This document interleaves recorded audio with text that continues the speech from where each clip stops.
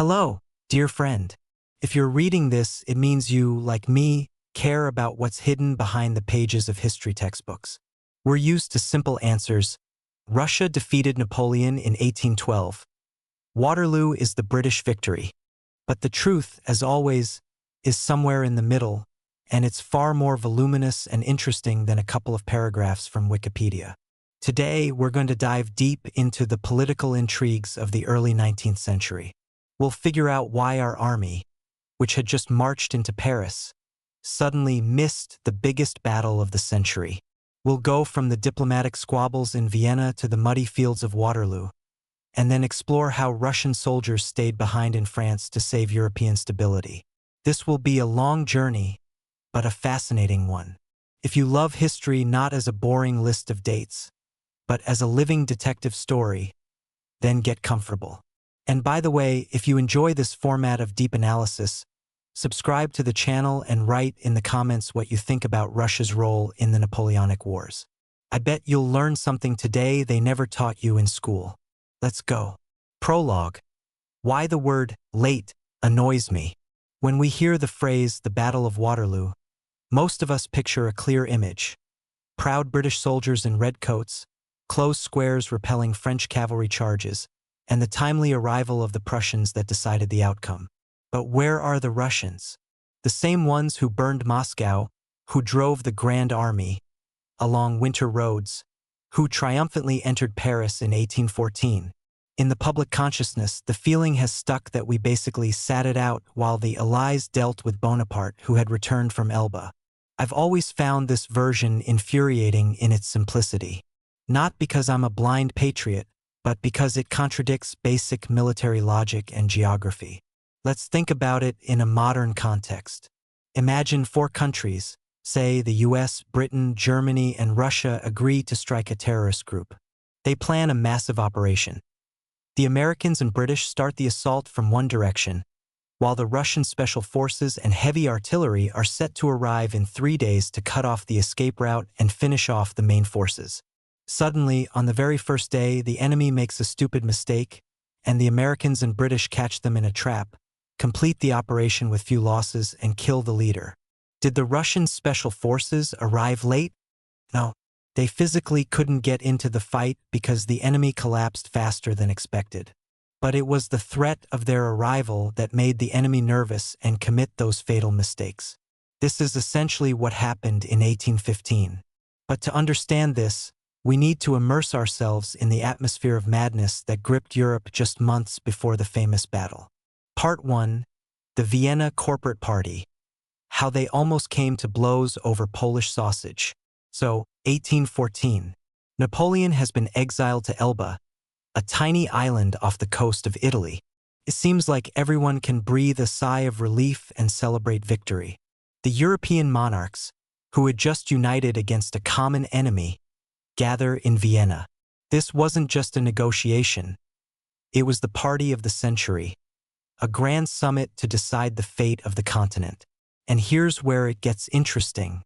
As soon as the common threat disappeared, their friendship burst like a soap bubble.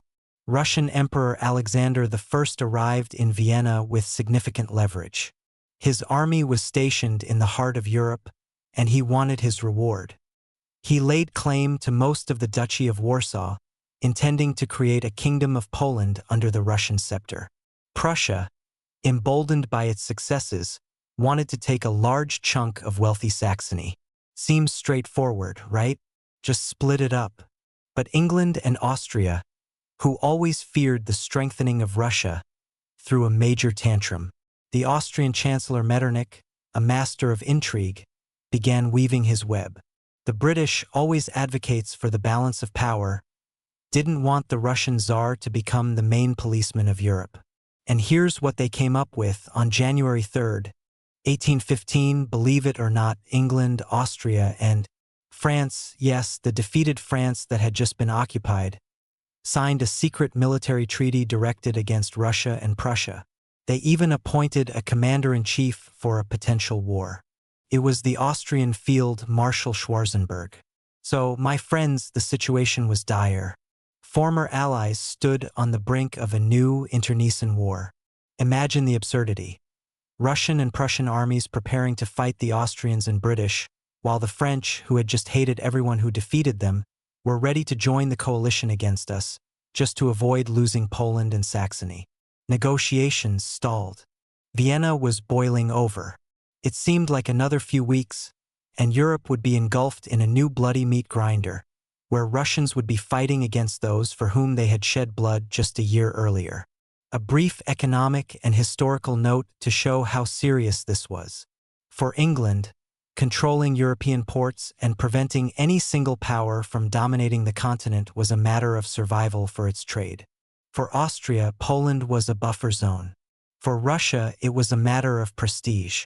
Alexander I saw himself as the liberator of Europe, and being denied his just reward was a personal insult. Everyone was armed to the teeth, and there was no trace of that pan-European solidarity. And at that very moment, when diplomats were sizing each other up for a potential war, news arrived that made them all turn pale. Part 2. The 100 Days. When Fear Unites Better Than Love. On March 1, 1815, news reached Vienna like a thunderclap. The lion is out of his cage. Napoleon Bonaparte, who had been written off, had landed in southern France with a handful of his guards. And here begins what I call the broom effect. All the intrigues, the secret treaties, the mutual threats, it all vanished in an instant. Because there was Napoleon, the man who had kept all of Europe in fear for 20 years. The man who could defeat any army single-handedly.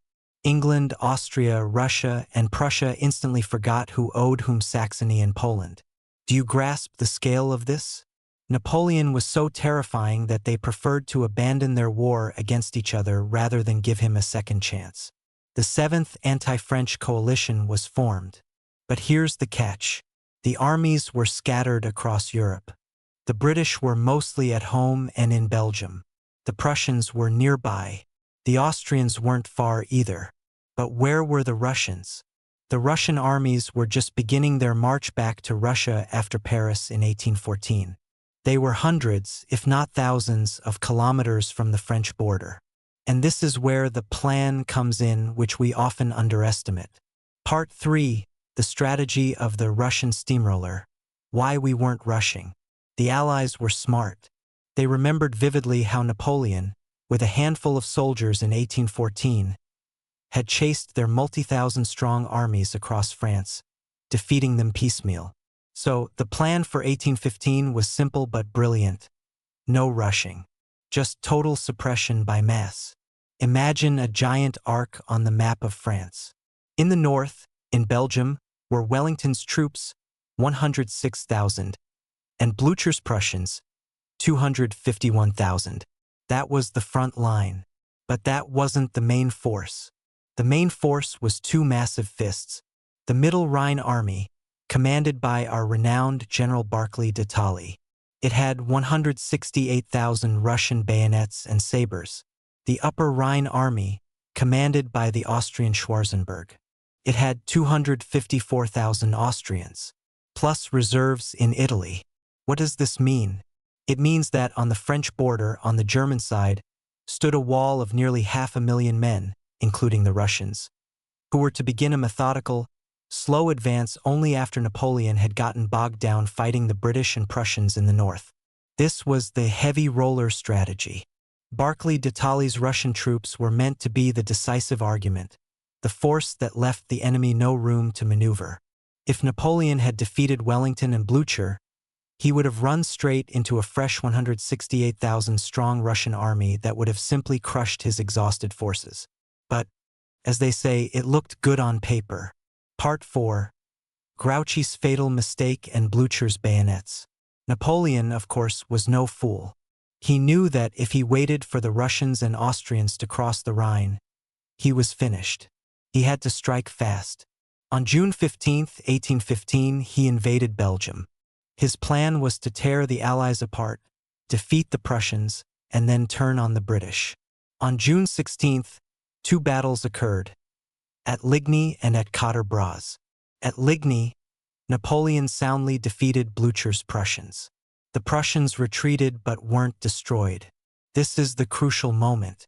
Instead of personally finishing off the Prussians, Napoleon sent Marshal Grouchy's corps, 33,000 men, after them and turned his attention to Wellington.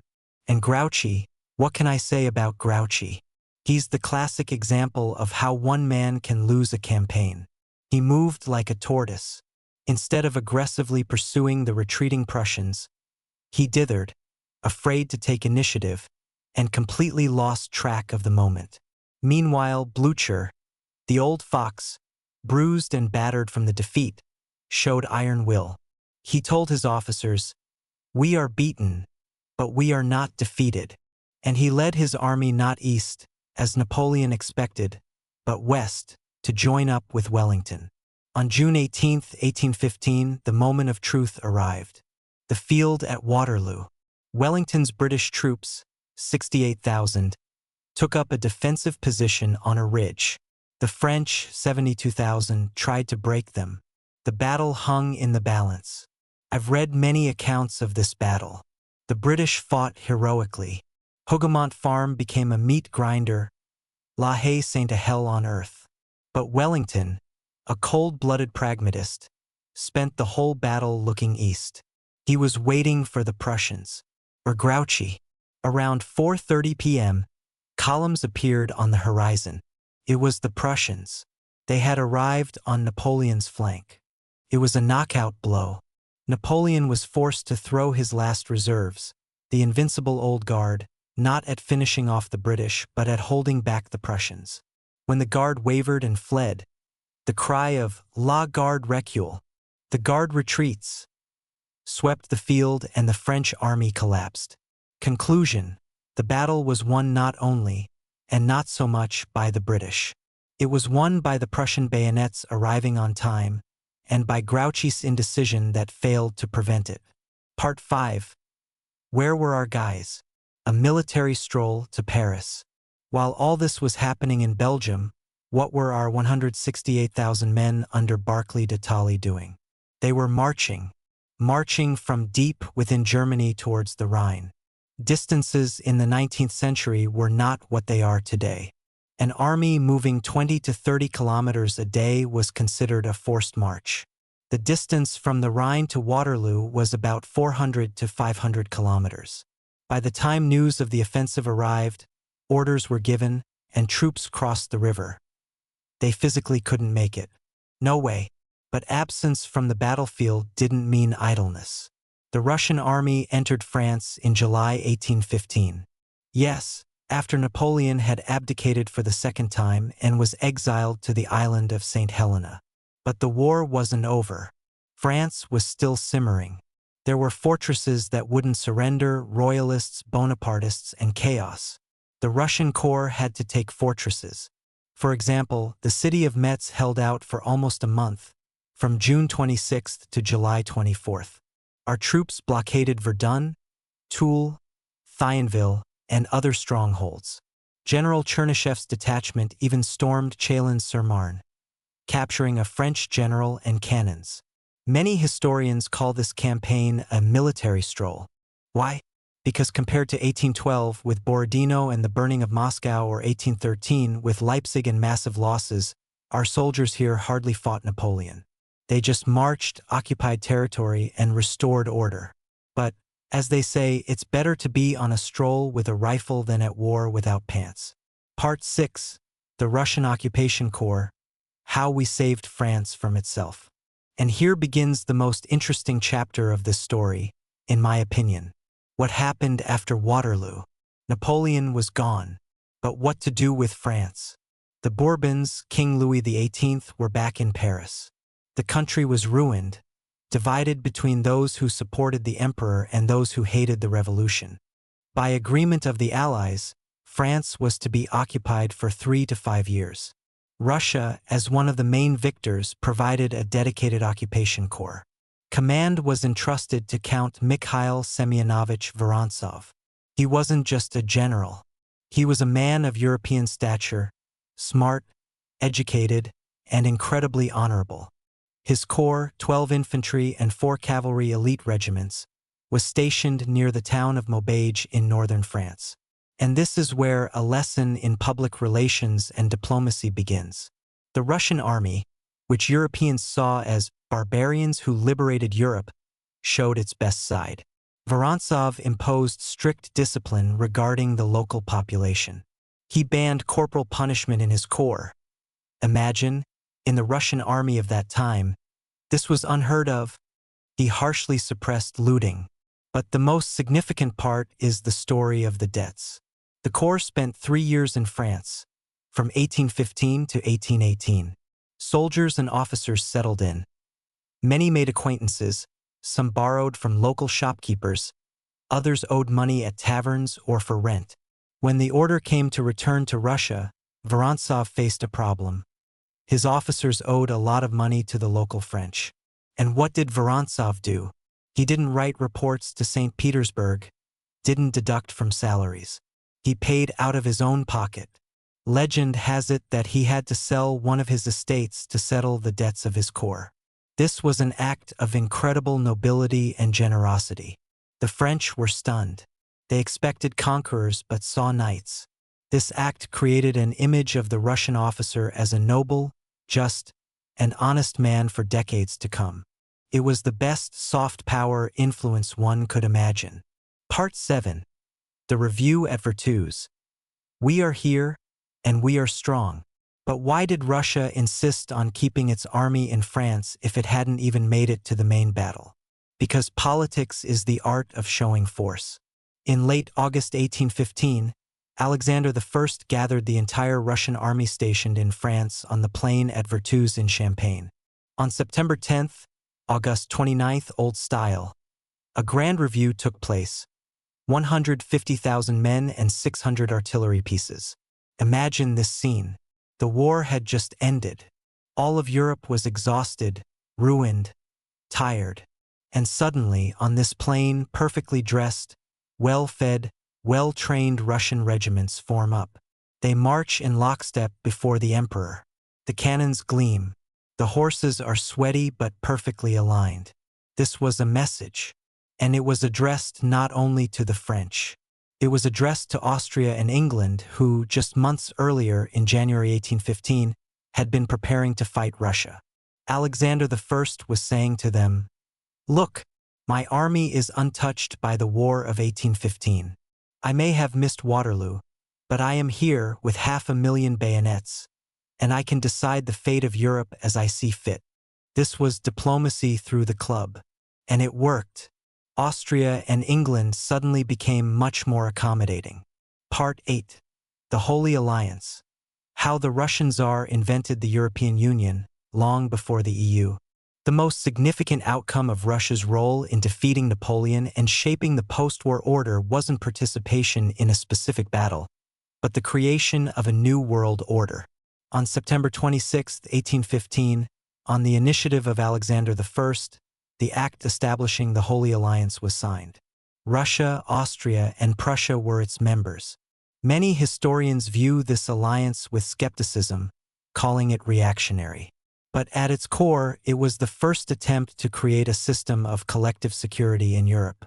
The treaty was infused with ideas of Christian morality, but in practice it meant one thing. The monarchs of Europe agreed to help each other in case of revolutions and coups. For Russia, this was the peak of its influence. Alexander I became the arbiter of Europe. The Vienna system, created with his direct participation, ensured the continent nearly 50 years without major wars. The Crimean War of 1853 was the first serious crack in that system. But that's another story. Conclusion: late or right on time. So, let's summarize our long discussion. Why didn't Russia participate in the defeat of Napoleon at Waterloo? Not because it lacked strength. The strength was colossal. Not because it didn't care. It was the main guarantor of peace. But because it was fulfilling its role in the coalition strategy. The role of the strategic reserve, meant to deliver the final blow. Napoleon lost faster than expected. The Prussians turned out to be more resilient than Napoleon thought, and Wellington more stubborn. Russian soldiers weren't present on the field at Waterloo, but their shadow loomed over it.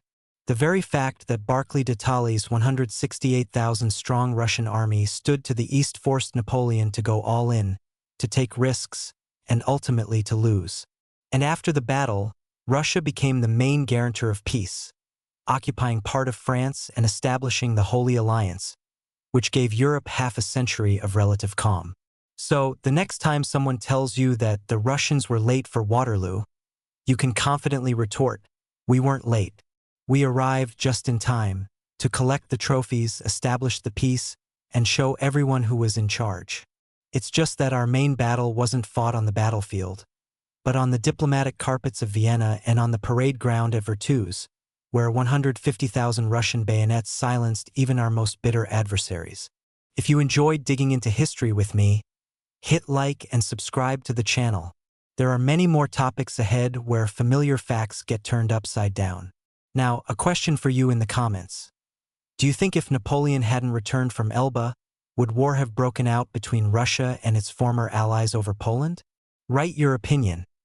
Let's explore this alternative scenario together.